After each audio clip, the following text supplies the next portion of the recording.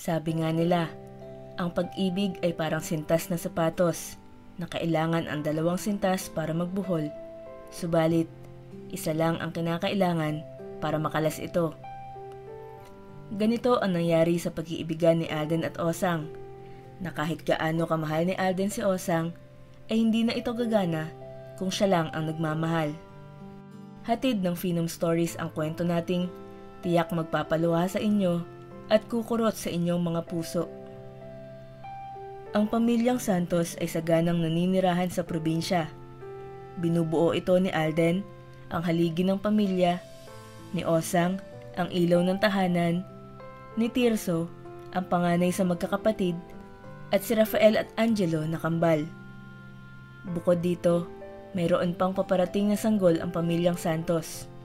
Ang panganay sa magkakapatid ay si Tirso na 5 taong gulang. Sinundan ng kambal na parehas 3 taon na lalaki, si Rafael at Angelo. Kahit makulit ang tatlo, laking pasasalamat ni Tirso at Osang na nakikinig sa kanila ito. Pag sinabihan nila itong wag lalabas, hindi ito lalabas at matutulog na lang.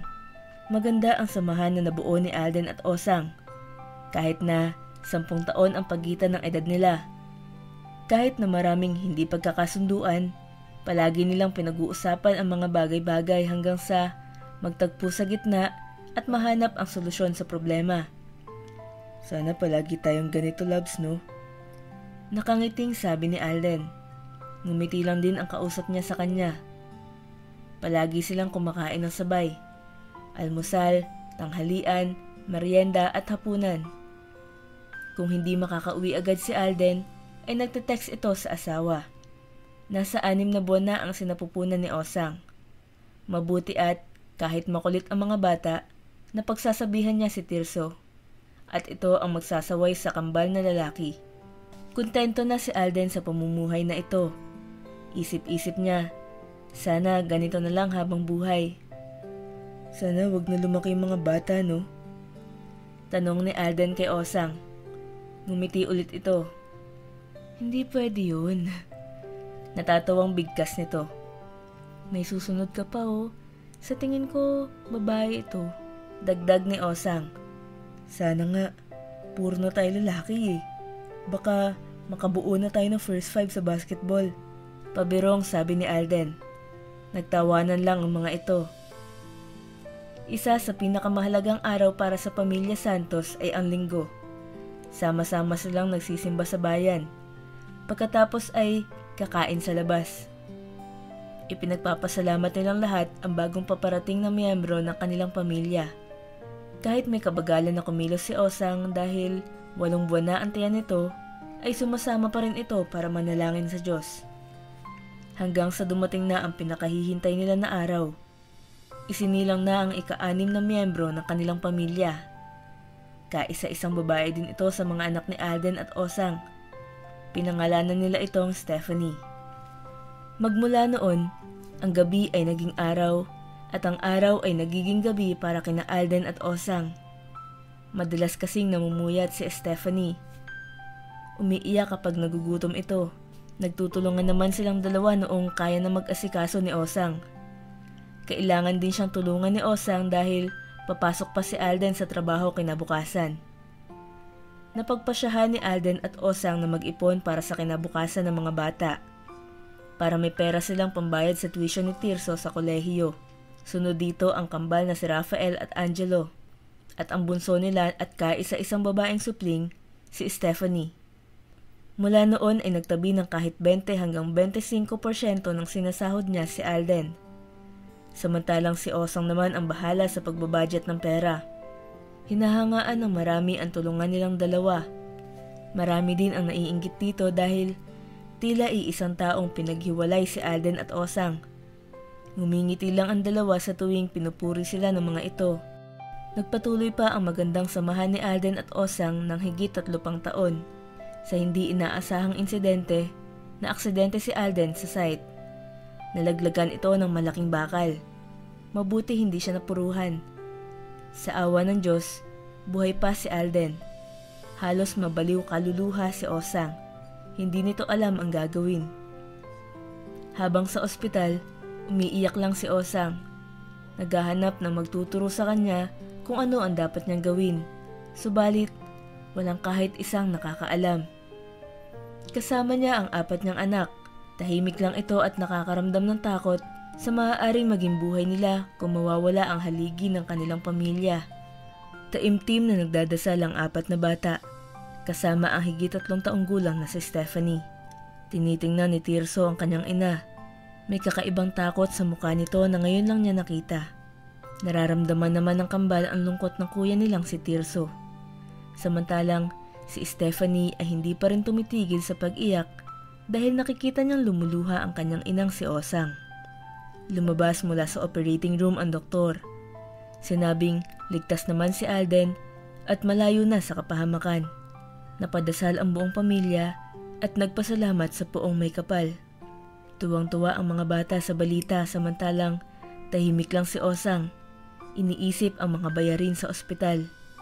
Kahit na nagbigay ang kumpanyang pinagtatrabahuan ni Alden, kulang pa rin ito sa pambayad ng ospital. Ha? Ito lang? Kulang pa itong pambayad ng ospital? Sabi ni Osang sa kausap. Parte ito ng management ng kumpanya. Sorry, Miss Santos. Ayan lang ang tulong na pinapaabot ng kumpanya. Anong ito lang? Halos 10 taon na nagtatrabaho ang asawa ko sa kumpanya nyo. Tapos ito lang? Sorry po talaga. Nakayuko na ito kay Osang. Sorry, hindi gagaling ang asawa ko kakasorry nyo. Kinuha ni Osang ang pera. Umiiling-iling. Nakakuyom na ang kamao niya. Subalit, alam niyang walang mangyayari kahit magwala siya dito. Umalis na lang siya para pumunta ng ospital. Nakalabas na ng ospital si Alden. Sakay ng wheelchair dahil hindi pa ito makakalakad dahil sa butong na bali sa kanyang paa. Tuwang-tuwa si Stephanie dahil babalik na sa dati ang buhay nila. Mga kuya, ayoko doon sa ospital. Sabi ng 3 taon na bata. Kaya nga hindi ko gusto ang amoy doon sa ospital. Sabi naman ni Rafael, isa sa kambal. Buti na lang nakauwi na si Papa. Huwag na tayong babalik doon. Sabi ni Angelo, kakambal ni Rafael. Tahimik lamang si Tirso habang nag-uusap ang magkakapatid. Nag-usap ang mag-asawa. Ikinwento ni Osang na maliit na halaga lang ang binigay ng kumpanya ni Alden. Napamura ito ng napamura. Galit na galit itong sinuntok ang hita niya habang nakaupo sa wheelchair.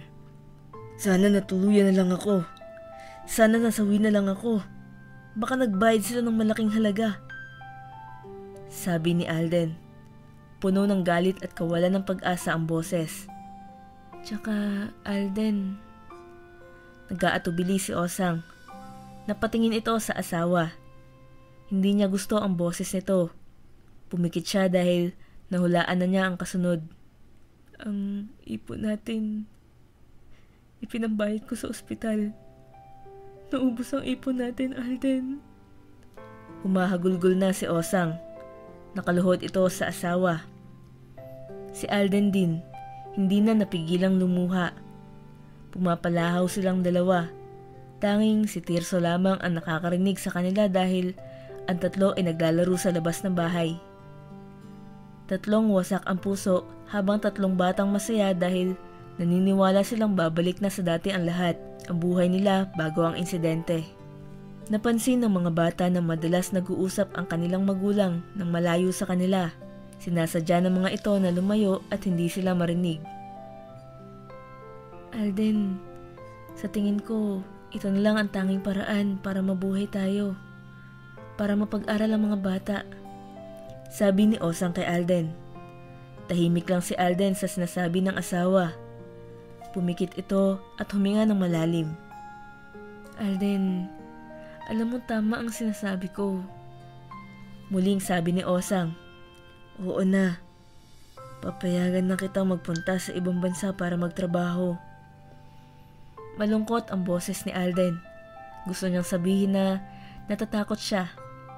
Natatakot siyang baka ipagpalit sila nito. Bata pa si Osang kung tutuusin.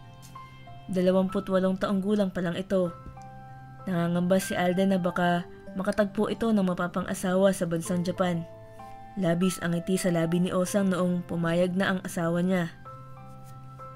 Huwag kang mag-alala, loves. Hindi kita ipagpapalit. Gusto ko rin magtrabaho, matagal na. Alam mo yan. Ikaw na muna ang mag-alaga sa mga anak natin. Hanggang sa gumaling ka at makalakad na muli. Sabi ni Osang sa asawa.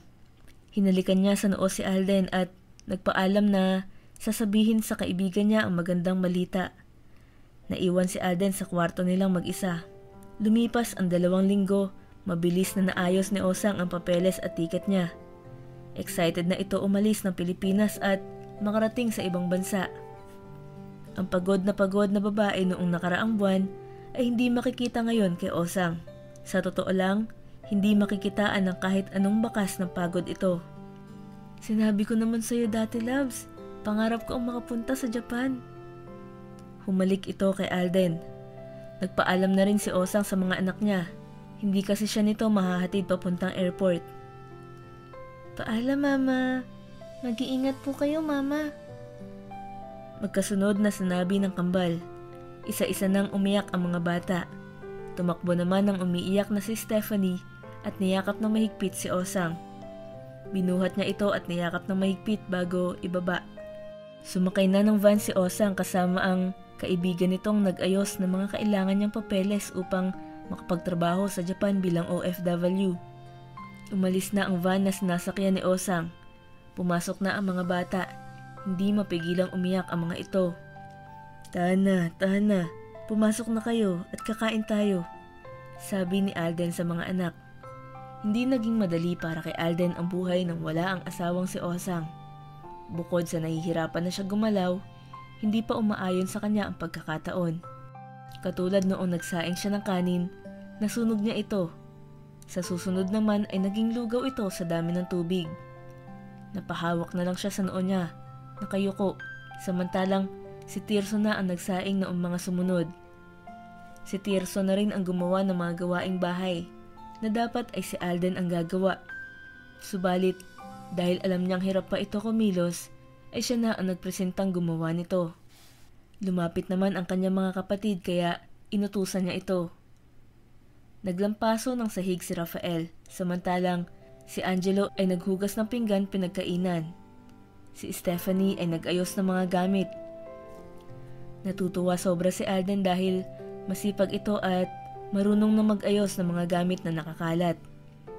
Tuwang-tuwa siya sa mga anak niya dahil lahat ito ay nagtutulungan at masisipag na bata. Nanggigilid ang luha niya sa mata pero dali-dali niyang pinunasan para hindi makita ng mga ito. Lumipas na ang 1 linggo, hindi pa rin tumatawag si Osang sa kanyang pamilya. Tuwing hapon ay hinahanap-hanap siya ng kanyang mga anak. Naghihintay ito ng tawag niya dahil ipinangako ito ni Osang sa kanila. Subalit, ni Ha ni Ho ay wala. Tila nakalimutan na nitong may pamilya siya sa Pilipinas. Lumipas pa ang maraming buwan, wala pa rin paramdam si Osang sa asawa at pamilya. Siguro nga, talagang nalimot na niya kami. Hindi man lang siya tumawag. Sabi ni Alden sa sarili. Kahit hindi na niya ako alagaan, umuwi lang siya. Panalangin niya sa may kapal. Matapos noon, sama-sama silang nagdarasal. Isang buong pamilya. Wala na rin supply ng pagkain sina Alden. Dumating pa sa punto na umiiyak na si Stephanie dahil gutom na gutom ito at naghahati lamang sila sa kapirasong kanin at ulam. Gabi-gabi ay naluluha si Alden. Nakakatayo na siya sa wheelchair niya subalit noong subukan niyang ilakad ang mga paa ay natumba ito. Lagapak siya sa lupa. Gumapang siya at pinipilit makatayo. Nang makatayo na ay sinubukan niya pa rin lumakad. Ilang hakbang bago siya madapa ulit. Tumayo ulit siya at nagpaulit-ulit sa ginagawa. Kinabukasan, mabuti nagbigay ang mga mabubuti nilang kapitbahay na makakain. May nagbigay ng prutas, karne at mga gulay na pwedeng lutuin. Laking pasasalamat ng Pamilya Santos sa mga ito. Hindi ko makakalimutan ang kabutihan nyo. Sabi nito habang pinipigil bumagsak ang luha. Wag daw siyang mag-alala, sabi ng kanyang mga kapitbahay dahil tutulungan daw nila siyang bumalik at makatayo sa sarili nitong paa. Nag-iisip siya kung paano siya maglalapag ng pagkain sa lamesa. Nakita niya ang malawak na lupain sa bakuran nila. Bakante ito. Tuyong-tuyo na dahil magmula noong ipamana sa kanya ng kanyang mga magulang ay hindi niya ito nataniman. Naisipan niyang pakinabangan at taniman ang lupang ito. Tirso, tawagan mo si Manong Baldo.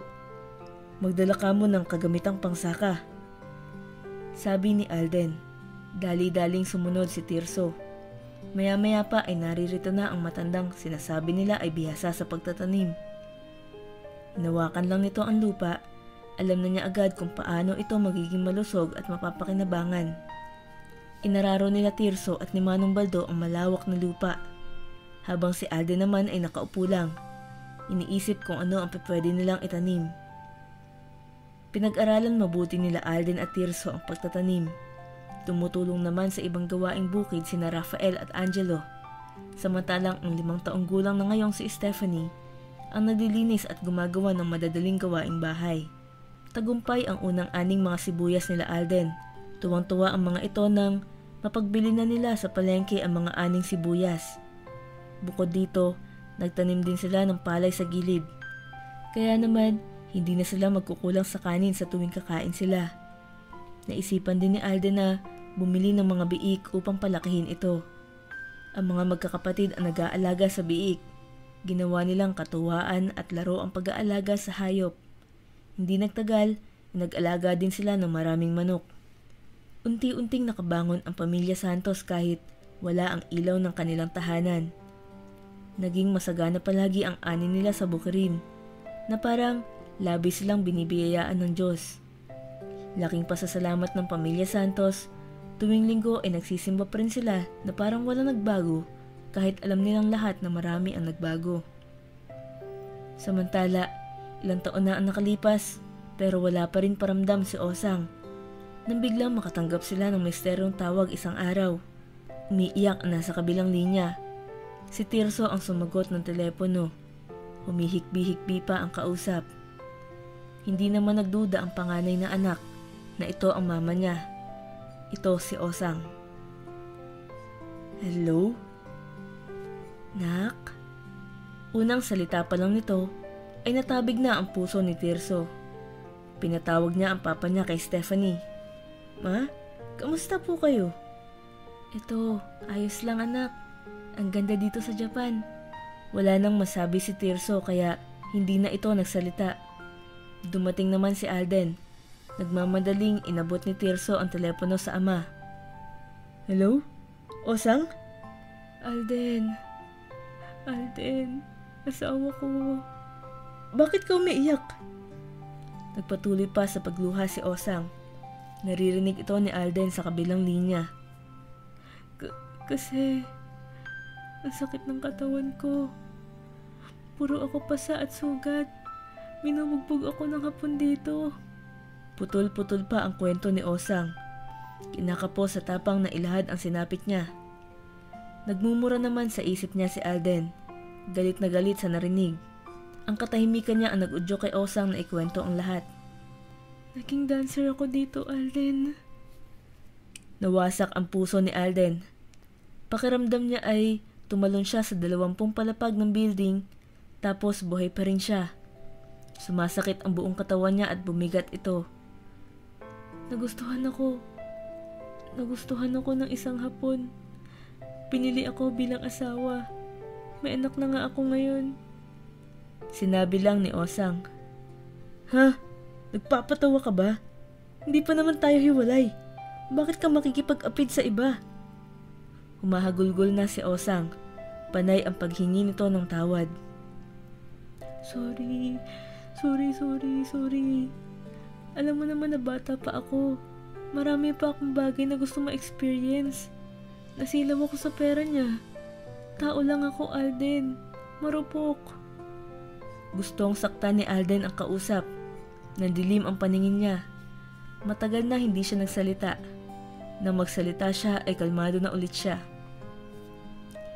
Gawin mo lang ang gusto mo. Ayos lang kami dito. Huwag ka mag-alala.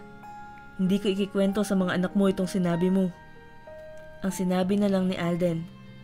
Napatahimik na lang din si Osang. Gusto ko sana padalan mo ako ng pera. Gusto kong iuwi ang anak ko riyan sa Pilipinas. Sinabi ni Osang. Grabe na kasi pambubugbog sa akin ang hapon na ito. Dagdag pa nito. Lumpo pa rin ako, Osang.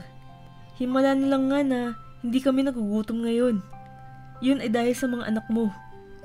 Maaga silang tumanda at pinapasa ng mga responsibilidad mo sa kanila. Iniwan mo silang may malaking buta sa puso nila. Hindi na sila kumpleto mula noong iniwan mo. Mahagulgol lang ang kausap. Maya-maya pa ay binabana nito ang tawag. Huminga ng malalim si Alden. Lumabas na ito ng kwarto. Dala-dala ang saklay dahil hindi pa rin niya makayanan lumakad nang wala ito. Dito ay nakita niya ang 4 na anak niya, nakikinig sa pag-uusap nila ni Osang. Hindi niya sinira ang sinabi niya kay Osang. Hindi niya ipinagtapat sa mga bata ang kalagayan ng ina. Bagkus, narinig lang nito ang pag-uusap nila. Hindi naman nagtanong ang mga ito. Niyakap niya lang ang lahat ng mga ito, tapos ay pumunta na sa labas. Habang kausap niya kanina si Osang, habang ipinagtatapat nito ang lahat, naisip niya ang kanilang mga anak. Si Tirso, 13 taong gulang na, samantalang ang kambal ay parehas 10 taon. Si Stephanie na 6 na taong gulang na. Alam niyang maswerte siya sa mga anak niya at hindi nila deserve ang wasak na pamilya. Subalit alam din niya na wala siyang magagawa sa katotohanan na pinagpalit sila nito. Lumipas pa ang 3 taon, graduate na si Tirso ng high school. Maraming handa ang pamilya Santos. Imbitado ang mga kapitbahay nilang tumulong sa kanila makatayo sa sarili nilang paa. Nagkakasiyahan ang lahat. May karaoke pa itong inarkila sa bayan. May cake pa dahil nagtapos si Tirso ng may award, Best in Attendance. Palakpakan ang lahat matapos kumanta ang pinakamagaling sa kanilang lugar. Nang biglang bumukas ang pinto ng pamilya Santos, isang babae ang tumambad dito, kasama ang 3 taong gulang na bata. Kahit na tumanda ang itsura, walang duda ang lahat na ito ang ilaw ng tahanan ng pamilya Santos, si Osang. Tumahimik silang lahat. Lumapit ang babae kay Tirso. Niyakap siya nito at binati. Happy graduation, anak! Proud na proud ako sa'yo. Sambit ni Osang. Parang nakuryente ang lahat.